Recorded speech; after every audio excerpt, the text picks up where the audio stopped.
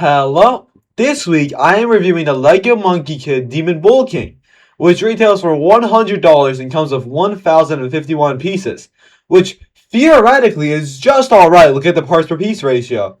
But now let's get on to the review. Now, as I said in the intro, this is set number 80010 Demon Bull King with free minifigures and 1,051 pieces for $100, which is decent in theory. Before we start, I do want to point out something super weird about this set. Almost all other LEGO Monkey Kid sets on the aftermarket, once retired, are like pretty cheap, being under retail or slightly above, at least on Bricklink that is.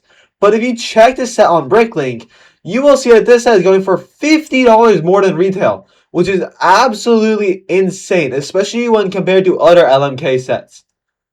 Also, this set doesn't even look that good. Like, I get that it's supposed to be when DBK grew super large and powerful during the special that launched in the show, but it's not even that accurate, really.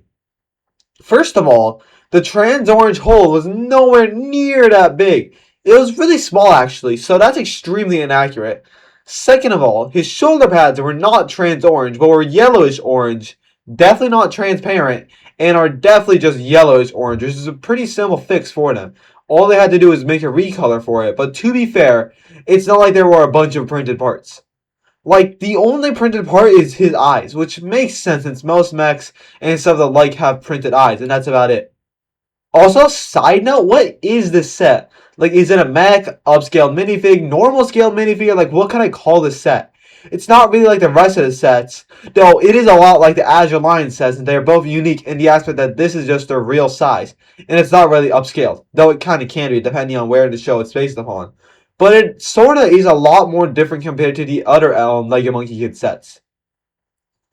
Another thing is that it's very inaccurate, is the insane amount of dark bluish gray armor detailing, which is to the point that you can't even see his actual purple body.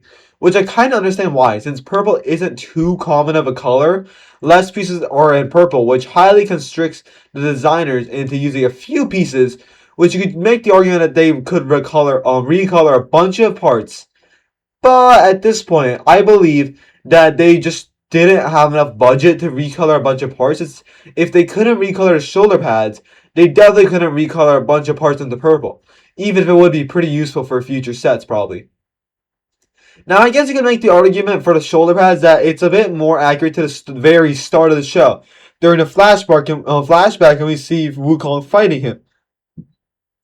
And he did have a different color scheme, but first of all, if they did, that's a super random scene to do it about, which makes me doubt it is. But second of all, if they did, then TBK wouldn't have any chest armor or the horse, as that came in after he was free and Red Sun gave it to him. So that completely throws that theory out. Though, to be fair, there are some things I really like about the set.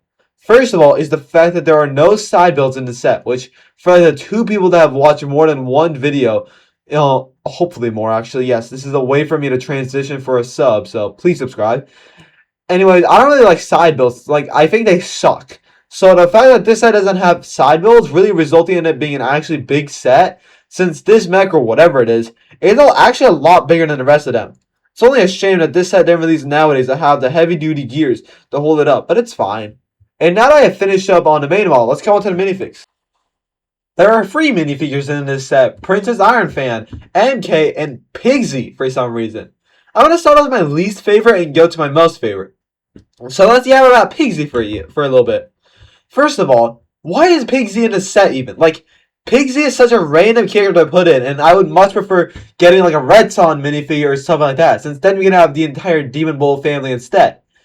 But, like, it's fine since Red Son is a pretty common minifigure.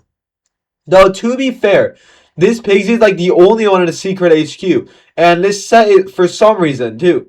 And I would honestly prefer that we had like his most common chef outfit in, but no real complaints here anyways. His minifigure is fine, like it's nothing too special, but it's also nothing too groundbreaking for LEGO minifigures in my opinion. The next minifig is the one and only Monkey Kid. This is the like most iconic version with his classic orange jacket with the red and black circle shirt. It's literally the most famous version of him, and it's also the best version. I honestly wish that that this minifigure was used in modern sets too, since MK is still using the exact same clothes as well. The final minifig in this set is a really cool one, since it's like one of the few times we see Princess Iron Fan as a minifig. To be entirely honest though, I don't really like her main outfit. It's kind of bland with nothing too unique, with no arm printing or side printing. But to be fair, her headpiece is really nice, with a lot of great molding on it. Overall, I have to rate this set a solid like 7.2 out of 10, purely because it's not very accurate. But to be fair, it does have a Princess Iron Fan minifigure in it, which does bring it up a lot, because it's like kind of a rare minifigure, and it's important in terms of plot. But that's all for this week's video. Once again, if you've enjoyed it, then make sure to subscribe, and goodbye.